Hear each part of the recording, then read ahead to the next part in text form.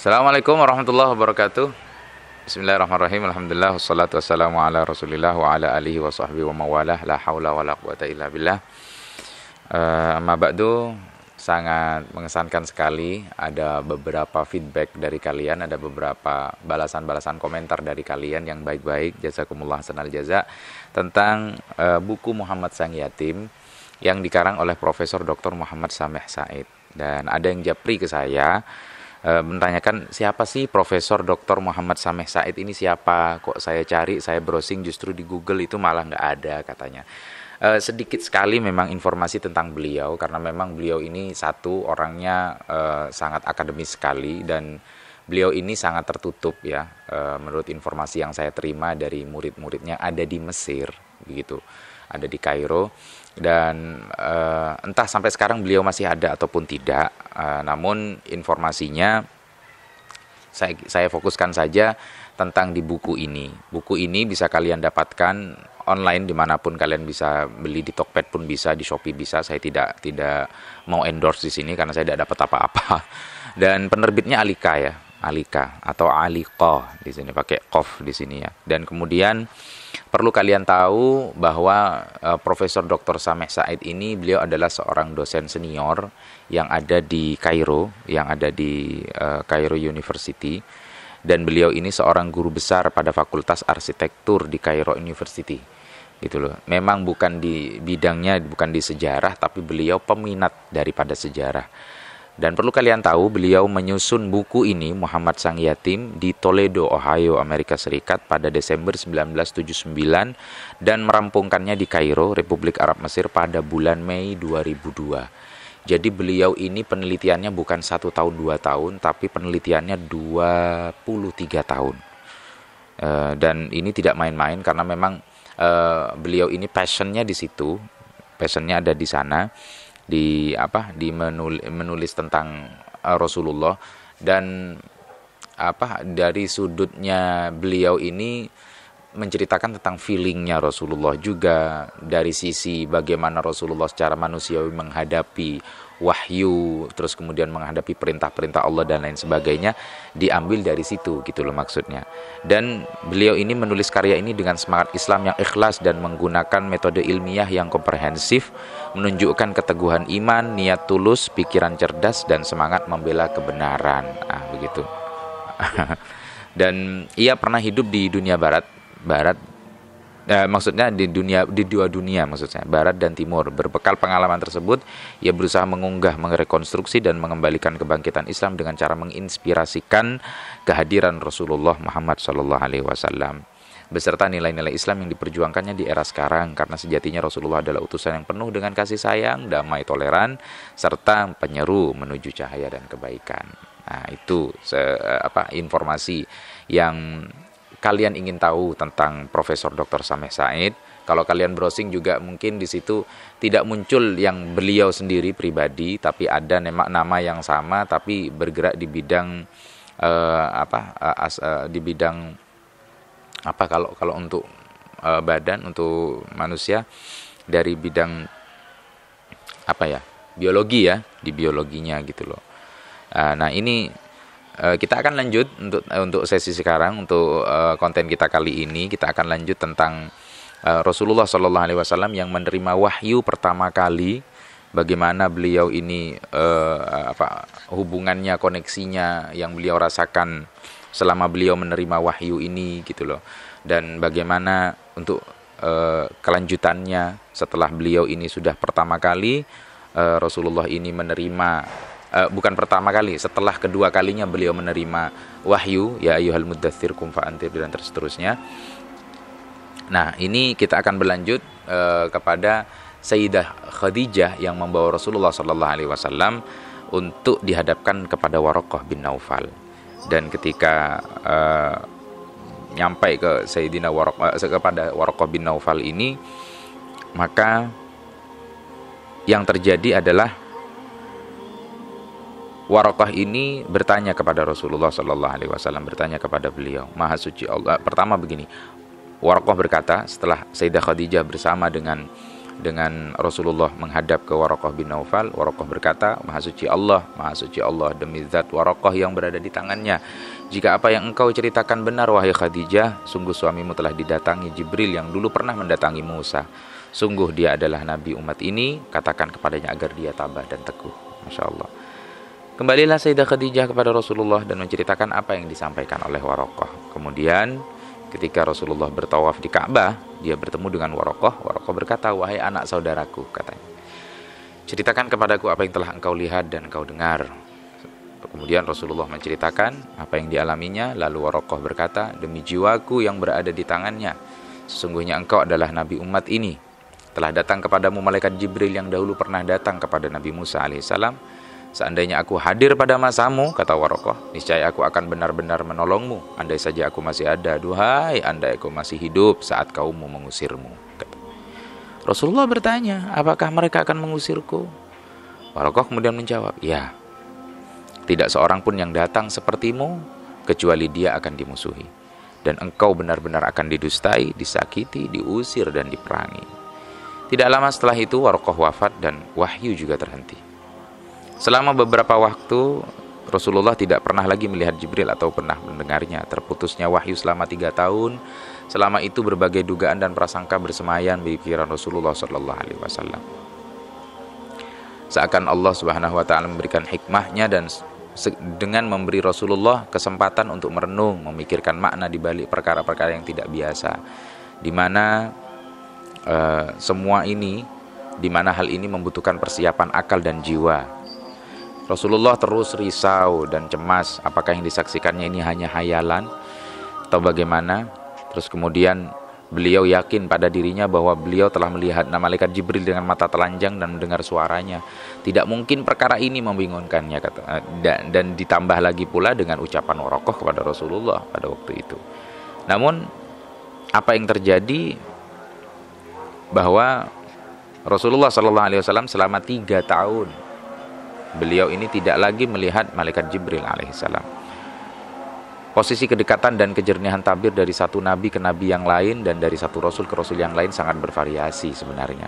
Allah Subhanahu Wa Taala telah memilih untuk memberi risalahnya kepada utusannya Nabi Muhammad SAW melalui perantara malaikat Jibril. Akan kita lihat nanti bagaimana Rasulullah mendapati kedudukan yang sangat dekat yang belum pernah diperoleh manusia manapun sebelumnya dan sesudahnya. Pengaruh hubungan tersebut berada dan tersimpan pada dhamir atau hati yang kecil. Hati kecil inilah yang membedakan antara yang hak dan batil, juga benar dan salah.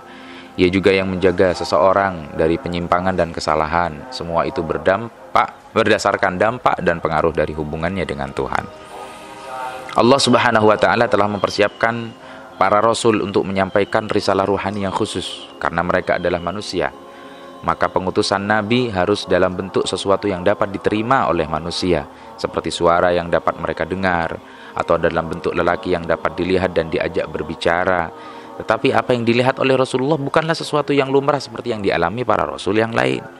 Beliau telah melihat Jibril dengan mata telanjang saat beliau keluar dari gua. Beliau menduga apa yang didengarnya berupa bacaan surat Al-Alaq adalah mimpi atau hayalan antara sadar dan tertidur. Oleh karena itu Allah ingin meneguhkan hatinya terlebih dahulu. Nah ini, jadi periode terputusnya wahyu adalah masa-masa paling sulit bagi Rasulullah selama 3 tahun ini. Hal ini membuat Rasulullah rindu bertemu dengan Jibril sekali lagi. Jibril yang sebelumnya telah membuat hatinya takut saat pertama kali bertemu, kini dirinya ingin bertemu kembali. Inilah hikmah yang lain dari hikmah-hikmah Allah atas terputusnya wahyu kepada Rasulullah selama 3 tahun ini. Kemudian Rasulullah saking galaunya nih, beliau sampai mencurahkan rasa sedih dan sempitnya kepada Sayyidah Khadijah. Seraya berkata, wahai Khadijah, demi Allah, aku tidak pernah benci kecuali kepada berhala dan para dukun, dan sungguh aku khawatir akan menjadi dukun peramal. Lalu Sayyidah Khadijah menenangkan beliau, menghilangkan rasa cemasnya dengan berkata, demi Allah, sekali-kali tidak, Allah tidak akan pernah meninggalkanmu. Bagi kalian yang merasa terganggu, itu adalah bunyi wiritan ya, dan bukan adzan. Ada yang protes, kenapa kok tidak berhenti aja waktu adzan? Kita berhenti pas waktu adzan, tapi kemudian kalau untuk wiritannya kita terus gitu loh. Masa kita mau ngikutin wiridannya? Apalagi ini cerita semakin menarik ya. Ini kata Sayyidah Khadijah seperti itu. Sebab engkau, kata Sayyidah Khadijah, adalah orang yang senantiasa menyambung silaturahim, memuliakan tamu, menanggung beban yang berat, menolong yang benar, dan engkau memiliki sifat-sifat kebaikan yang tidak mungkin bagi setan menjerumuskanmu. Tatkala keputusasaan menyergap hatinya, Allah lalu menunjukkan rahmatnya. Jibril kembali muncul di ufuk langit seperti pertama kali, memanggilnya dengan suaranya yang bergemuruh, "Wahai Muhammad, sungguh engkau adalah Rasulullah dan aku Jibril." Rasa takut hinggap kembali seperti pertama kali. Awalnya rindu, tapi kemudian ketika melihat pertama kali, Rasulullah takut kembali. Beliau terjatuh ke tanah akibat panik yang luar biasa. Beliau bergegas kembali kepada keluarganya dan menggigil seakan demam parah menyerangnya. Beliau berkata, selimuti aku, zamiluni, zamiluni." Tak ada keraguan bahwa pertemuan manusia dengan malaikat merupakan sesuatu yang di luar kesanggupan manusia. Meskipun Allah telah mempersiapkan baginya hubungan yang luar biasa ini, tapi dari wajah Rasulullah yang langsung berubah, bulir-bulir keringat membasahi mukanya pada hari yang sangat dingin waktu itu, guncangan yang beliau hadapi, ini merupakan pertemuan yang masih dianggap sangat luar biasa. Rasulullah menggambarkan pertemuan itu dengan berkata, "Tatkala aku sedang berjalan, aku mendengar suara dari langit. Ku angkat pandanganku ke langit, ternyata dia adalah malaikat yang pernah mendatangiku di Gua Hira dan sedang duduk di atas kursi antara langit dan bumi. Aku sangat takut hingga terjerembab ke tanah. Aku lalu kembali dan kepada keluargaku dan kukatakan, selimuti aku, selimuti aku." Sayyidah Khadijah mendekapnya dan menenangkannya. Tatkala beliau tertidur, tiba-tiba beliau bergetar, nafasnya berat dan dahinya basah oleh keringat. Beliau lalu bangkit untuk mendengarkan malaikat menyampaikan wahyu kepadanya. "Hai orang yang berkemul, bangunlah. Ya ayyuhal muzammil, qum fa'anzir." Allah. Dan ini sungguh sangat luar biasa ya. Lalu berilah peringatan, dan Tuhanmu agungkanlah, dan pakaianmu bersihkanlah, dan janganlah kamu memberi dengan maksud memperoleh balasan yang lebih banyak, dan untuk memenuhi perintah Tuhanmu bersabarlah. Wali rabbika fasbir, kalau tidak salah seperti itu ya, al-shawab dalam surat Al-Mudaththir ayat 1 sampai ayat 7. Saat itulah Nabi Muhammad memahami sepenuhnya bahwa ini perkara yang sungguh-sungguh, bahwa penugasan itu berlaku dan itu merupakan urusan yang amat besar. Jiwanya tentram, beliau ridho atas apa yang Allah berikan dan persiapkan kepadanya. Justru Sayyidah Khadijah merasa kasihan kepada Rasulullah dan menyuruhnya untuk kembali beristirahat. Namun Rasulullah berkata, "Hentikanlah hai Khadijah masa tidur dan istirahat, sebab Jibril telah memerintahkanku untuk memperingatkan manusia dan menyeru mereka pada jalan Allah dan menyembahnya. Maka siapakah yang harus aku seru dan siapakah yang akan menyambut seruanku?" Kemudian Allah Subhanahu wa taala menenangkan kebimbangannya dan menguatkan hatinya dengan ayat-ayatnya. "Wadduha wallaili idza saja," demi waktu matahari sepergalan naik dan demi malam apabila telah sunyi, dan seterusnya. Surat Ad-Duha ayat 1 sampai ayat 11 di situ. Kalian bisa teliti sendiri, lihat sendiri.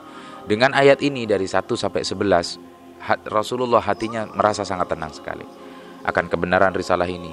Beliau mulai berpikir cara melaksanakannya, juga langkah-langkah dakwahnya, bagaimana menyampaikan kepada manusia yang telah terjerembab dalam kebatilan dan tersesat yang jauh.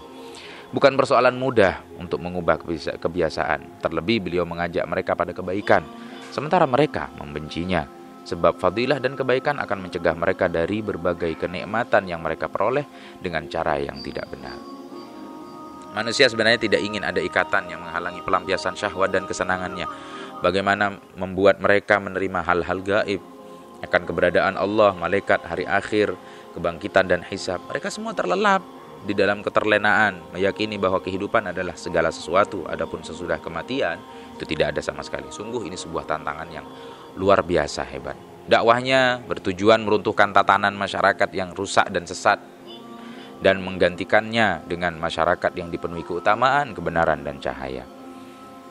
Allah Subhanahu wa ta'ala juga berfirman di dalam kitabnya, "Hai Rasul, sampaikanlah apa yang diturunkan kepadamu dari Tuhanmu." Surat Al-Ma'idah ayat 67. Jadi Allah Subhanahu wa ta'ala yang telah mengembankan tugas kepadanya. Dia pula yang akan melindunginya dan akan menjadi penolong dan sandarannya. Adapun yang mesti dilakukannya adalah menyampaikan dakwah, menunaikan amanah, dan memikul beban yang berat ini di atas pundak Rasulullah sallallahu alaihi wasallam, maka niscaya pertolongan Allah akan datang. Hendaknya bertawakal kepada Allah, sebab segala urusan dikembalikan kepada Allah, baik itu sebelum dan sesudahnya. Ini adalah sekelumit bagaimana Rasulullah pergulatan batinnya selama wahyu diturunkan sampai kemudian dari awal menjadi nabi, lalu kemudian ya ayyuhal muddatsir yang menyatakan beliau sebagai rasul, lalu kemudian proses-prosesnya bagaimana untuk kelanjutannya. Nanti akan kita jelaskan bagaimana Rasulullah berseteru dengan saudara-saudaranya yang ada di lingkungan Rasulullah sallallahu alaihi wasallam, karena dakwah Rasulullah mulai dari keluarga beliau sendiri, dan ini menjadi tauladan bagi kita bahwa segala sesuatunya termasuk dakwah, belajar, dakwah, mengajar dan lain sebagainya, itu adalah sesuatu yang sangat-sangat tidak mudah, tapi tidak ada yang mustahil untuk dilakukan. Oleh karena itu, bagaimana periode-periode selanjutnya, bagaimana tahapan-tahapan selanjutnya, tunggu episode selanjutnya. Itu untuk yang kali ini tentang wahyu kita selesaikan di sini, dan mudah-mudahan kita semua bisa mendapatkan keberkahan dari apa yang telah kita pelajari dari tauladan kita, dari idola kita Rasulullah sallallahu alaihi wasallam. Amin ya rabbal alamin. Itu saja yang bisa saya sampaikan. Kurang lebihnya mohon maaf, dan bagi kalian yang masih belum follow kita, belum subscribe kita, silakan di-subscribe dulu YouTube channelnya, subscribe Fal Hasan, kemudian tekan tombol loncengnya bisa biar dapat notifikasi dari kita, dan kemudian jangan lupa kalau ada komentar-komentar silakan kalian komen di bawah sini. Dan juga bagi kalian yang masih belum follow IG kita, ada IG kita, juga ada Facebook kita, juga ada Twitter kita, silakan di-follow di situ, nanti akan ditulis di situ di bawah dan kalian follow, jangan lupa ya. Makasih banyak. Jazakumullah. Ahsanul jazaa, itu saja yang bisa saya sampaikan. Assalamualaikum warahmatullahi wabarakatuh.